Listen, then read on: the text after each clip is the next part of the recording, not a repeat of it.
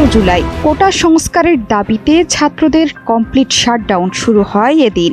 কর্মসূচি চলাকালে ঢাকাসহ দেশের বিভিন্ন স্থানে আন্দোলনকারী এবং আইনশৃঙ্খলা বাহিনী ও সরকার সমর্থকদের মধ্যে সংঘর্ষ হয়। রাজধানীর উত্তরা, ধানমন্ডি, বাড্ডা, মোহাম্মদপুর সহ বিভিন্ন স্থানে সহিংসতায় প্রাণহানির খবর পাওয়া যায়।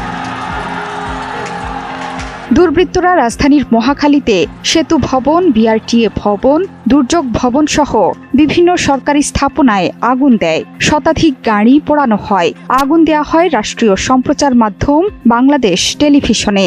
অন্তত 12 ঘণ্টা বন্ধ ছিল বিটিভির সম্প্রচার। রাজধানীর বাড্ডায় পুলিশ সদস্যদের কোণঠাসা করে ফেলে আন্দোলনকারীরা। পরে একটি বেসরকারি বিশ্ববিদ্যালয়ের ছাদে আশ্রয় নেয় পুলিশ। র্যাবের হেলিকপ্টার এসে তাদের উদ্ধার করে। এদিন সারা দেশে বিজিবি মোতায়েন করা হয়। ব্রডব্যান্ড ইন্টারনেট সেবা বন্ধ হয়ে যায়।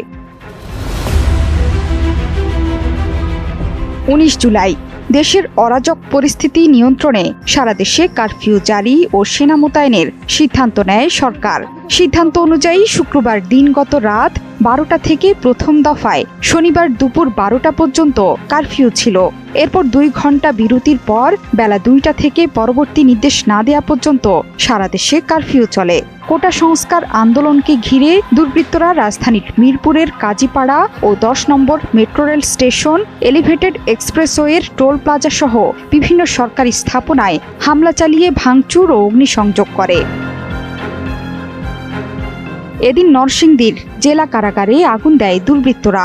অরাজকতার সুযোগ নিয়ে গেট ভেঙে 826 জন কয়েদি পালিয়ে যায়। লুট করা হয় অস্ত্র।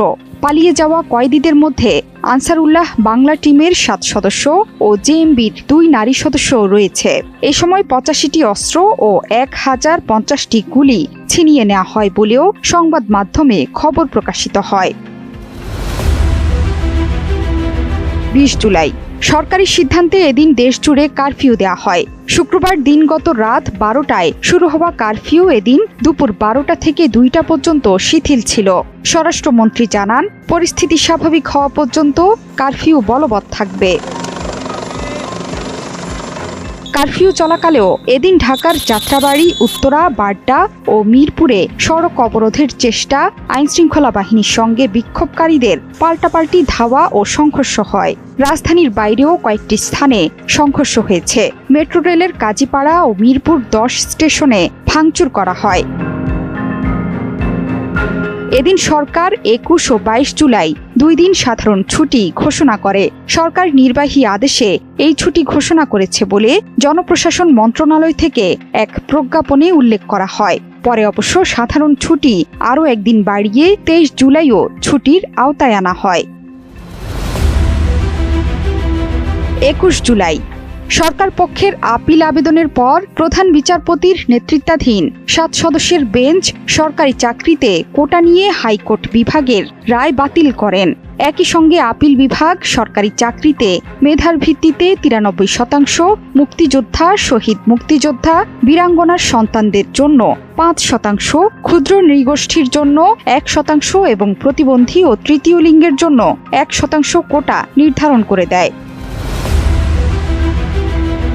22 জুলাই সরকারি, আধা সরকারি ও স্বায়ত্তশাসিত প্রতিষ্ঠানের চাকরির সব গ্রেডে 93% নিয়োগ মেধার ভিত্তিতে করার বিষয়ে উচ্চ আদালতের আদেশের পর সরকারের জনপ্রশাসন মন্ত্রণালয়ের প্রজ্ঞাপনে অনুমোদন দেন প্রধানমন্ত্রী শেখ হাসিনা। ফ্রান্সে যাওয়ার কথা, ব্রাজিলে যাওয়ার কথা আমি ক্যান্সেল করে দিয়েছি। এদিন বিকেলে প্রধানমন্ত্রী তার কার্যালয়ে দেশের শীর্ষ ব্যবসায়ীদের সঙ্গে মতবিনিময় করেন। বিএনপি জামায়াত শিবিরের সন্ত্রাসীরা ছাত্রদের ঢাল হিসেবে ব্যবহার করে হামলা, অগ্নিসন্ত্রাস করেছে মন্তব্য করে ওই মতবিনিময়ে প্রধানমন্ত্রী বলেন, এখানে ছাত্রদের ঢাল হিসেবে ব্যবহার করা হচ্ছে। কোর্ট রায় দিয়ে দিয়েছে। এখনো আন্দোলন চালানো অথবা ভাঙচুর, এই সন্ত্রাসী কর্মকাণ্ড কি উদ্দেশ্য করা? আন্দোলনকারী শিক্ষার্থীদের কমপ্লিট শাটডাউন কর্মসূচির ঘোষণার দিন সন্ধ্যা থেকেই যাত্রাবাড়ি এলাকায় সংঘাত সংঘর্ষ শুরু হয়। থেমে থেমে এটি চলে 22 জুলাই পর্যন্ত।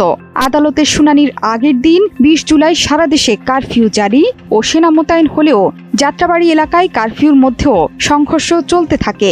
এই এলাকা কারফিউর দ্বিতীয় দিনে 21 জুলাই আইনশৃঙ্খলা বাহিনীর নিয়ন্ত্রণে আসে। 23 জুলাই সরকারি, আধা সরকারি ও স্বায়ত্তশাসিত প্রতিষ্ঠানের চাকরিতে 93% নিয়োগ মেধার ভিত্তিতে করার বিষয়ে উচ্চ আদালতের আদেশের পর জনপ্রশাসন মন্ত্রণালয় প্রজ্ঞাপন জারি করে। একই সঙ্গে 2018 সালের প্রজ্ঞাপন বাতিল করা হয়। নতুন প্রজ্ঞাপন অনুযায়ী নিয়োগে 93% মেধা, 5% মুক্তিযোদ্ধা কোটা, 1% ক্ষুদ্র নৃগোষ্ঠী এবং 1% প্রতিবন্ধী ও তৃতীয় লিঙ্গের জন্য নির্ধারণ করা হয়।